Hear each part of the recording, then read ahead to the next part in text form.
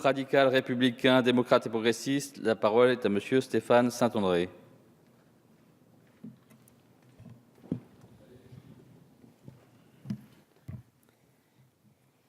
Monsieur le Président, Monsieur le Ministre, mes chers collègues, nous apprêtons à adopter définitivement le projet de loi de finances pour 2016 en lecture définitive. Ce texte qui est revenu du Sénat en nouvelle lecture avait été principalement enrichi par le gouvernement, en accord avec les annonces du Président de la République au Congrès de Versailles le 16 novembre, d'importants crédits visant à accélérer l'effort déjà engagé de renforcement des moyens de lutte contre le terrorisme, de sécurisation des frontières et de sécurisation générale de la France. Ces crédits visent principalement à former des effectifs, à renforcer la sécurisation des sites, à équiper les effectifs, notamment en armement, munitions, protection, moyens technologiques et équipements de police technique et scientifique. À accroître également les moyens dédiés au déminage aux risques nucléaires, radiologiques, biologiques et chimiques, à accroître les moyens technologiques de gestion de crise et à développer la coopération internationale en matière de sécurité. D'autres crédits supplémentaires visent à intensifier les frappes en Syrie et en Irak, à ne pas engager de diminution d'effectifs jusqu'en 2019 avec des conséquences budgétaires dès 2016. Nous relevons de surcroît l'engagement de 130 millions d'euros pour les munitions, 20 millions d'euros pour l'opération Sentinelle, 13 millions d'euros pour le renseignement et 10 millions pour renforcer la réserve opérationnelle. Nous avons également maintenu en nouvelle lecture les crédits pour renforcer les moyens d'action du groupement interministériel de contrôle.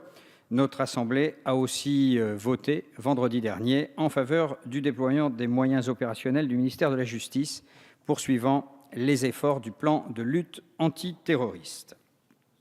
Le gouvernement a également fait voter des crédits supplémentaires à la mission Immigration, Asile, Intégration, visant en particulier à renforcer les outils de contrôle aux frontières et de contrôle des visas. Enfin, les effectifs douaniers seront renforcés dès 2016 avec le recrutement de 500 personnels affectés au renseignement, à la surveillance à hauteur de 267 équivalents temps plein. Ce surcoût total d'un montant affiché d'environ 850 millions d'euros en 2016 ne représenterait que 1,2% du déficit programmé l'année prochaine, aux alentours de 70 milliards. Probablement sous-estimé à cette date et revu à la hausse en cours d'année,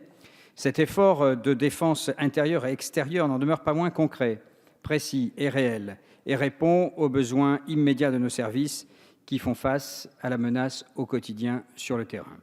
J'en viens aux autres sujets du projet de loi de finances qui sont nombreux.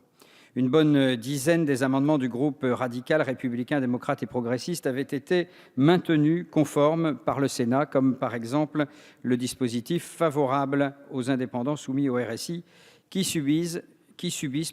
une affection longue durée, l'exonération de redevances pour les fontaines patrimoniales en zone de montagne, les exonérations de foncier et d'aménagement pour les missions pluriprofessionnelles de santé,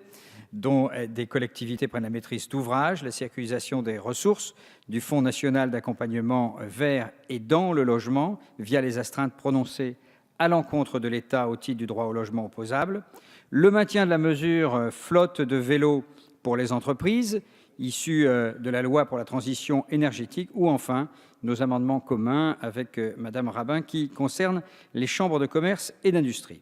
Notre groupe se félicite aussi que les sénateurs aient maintenu les garanties financières pour les communes nouvelles. Nous sommes également satisfaits que les sénateurs aient conservé un amendement de notre rapporteur spécial de la mission Relations avec les collectivités territoriales, Mme Christine Pires-Beaune, amendement que le groupe RRDP et plus particulièrement notre collègue Joël Giraud avait préalablement déposé et qui tente à maintenir durant les 3 années le dispositif commune nouvelle en cas d'agrégation d'une commune tierce dans la période. Nos collègues sénateurs ont également maintenu en première lecture l'extension aux travaux de voirie du bénéfice du FCTVA, mesure sur laquelle nos deux chambres se rejoignent. Si ces dispositifs ont été maintenus au Sénat, d'autres que nous avions défendus y ont été plus fermement adoptés, comme la suppression de la taxe farine, la création du fonds d'investissement de proximité outre-mer, ardemment défendu par notre collègue Harry Chalus, désormais président de la région Guadeloupe, qui l'avait fait adopter en commission des finances le mois dernier, avant que le gouvernement ne demande sa suppression, La création d'un crédit d'impôt pour l'action solidaire ou le principe, pour la taxe affectée aux chambres d'agriculture, d'un rabot de 2% seulement pour les 3 années à venir, comme cela a d'ailleurs été négocié, semble-t-il, avec les professionnels du secteur. Malheureusement, la nouvelle lecture à l'Assemblée n'aura pas permis de maintenir que l'affaiblissement du rabot sur les chambres d'agriculture. Je conclurai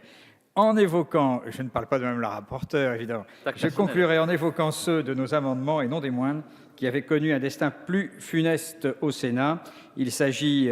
d'abord, bien sûr, de celui qui supprime l'exonération des transactions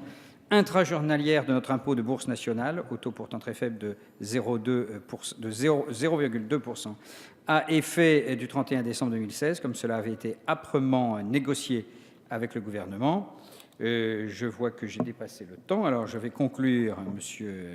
le Président. Toutes ces mesures ajoutées à